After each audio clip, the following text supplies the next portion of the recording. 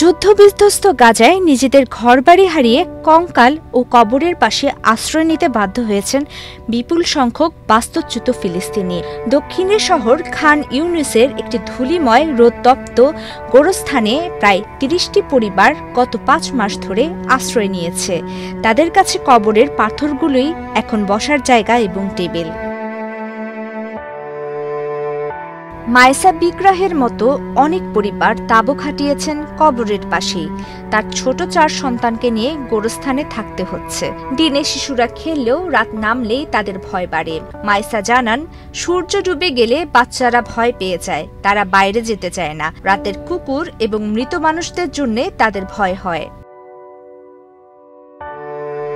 গাজায় হামাস এবং ইসরায়েলের মধ্যে ২ বছরের যুদ্ধে ২০ লাখেরও বেশি মানুষের প্রায় সবাই বাস্তুচ্যুত হয়েছেন। গত ১০ অক্টোবর থেকে শুরু হওয়া যুদ্ধবিরতির পর অনেকে বাড়িতে ফিরতে শুরু করলেও অনেকেই আবার ইসরায়েলি সেনাদের নিয়ন্ত্রণে থাকা এলাকার বাইরে ছোট একটি অঞ্চলে ঠাসাঠাসি করে আছেন। এই সমাধিগুলোতে তাই এখন জীবনের চিহ্ন স্পষ্ট।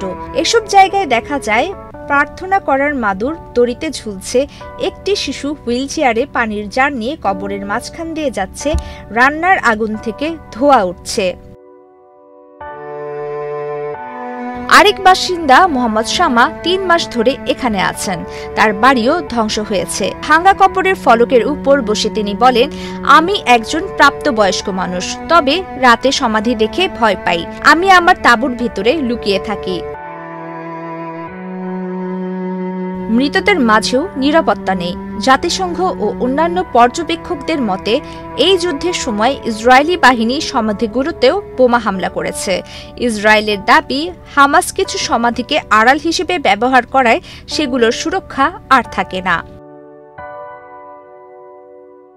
যুদ্ধের সময় গাজায় হাসপাতালে ওঠান সহ যেখানে সম্ভব হয়েছে সেখানে মরদেহ দাফন করা হয়েছে। প্রথা অনুযায়ী ফিলিস্তিনি পরিবারগুলো প্রিয়জনদের কাছে সমাহিত হন, তবে যুদ্ধ এই প্রথাকে ব্যাহত করেছে।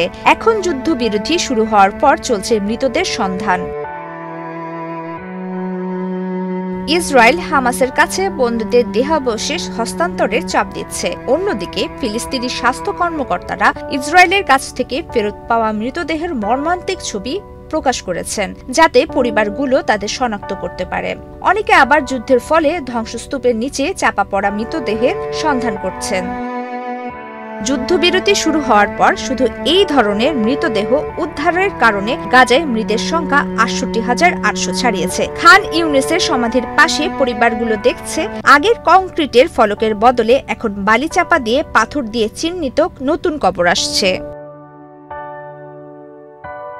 গাজার সমাধির পাশে আশ্রয় নেওয়া এই পরিবারগুলোর জীবন যেন যুদ্ধের ভয়াবহতার নীরব প্রতিচ্ছবি, যেখানে মৃত্যু ও জীবনের সীমারেখা মিশে গেছে এক অনন্ত অনিশ্চয়তায়। প্রমিতি কিবরিয়া, ইসলাম, বাংলাদেশ প্রতিদিন।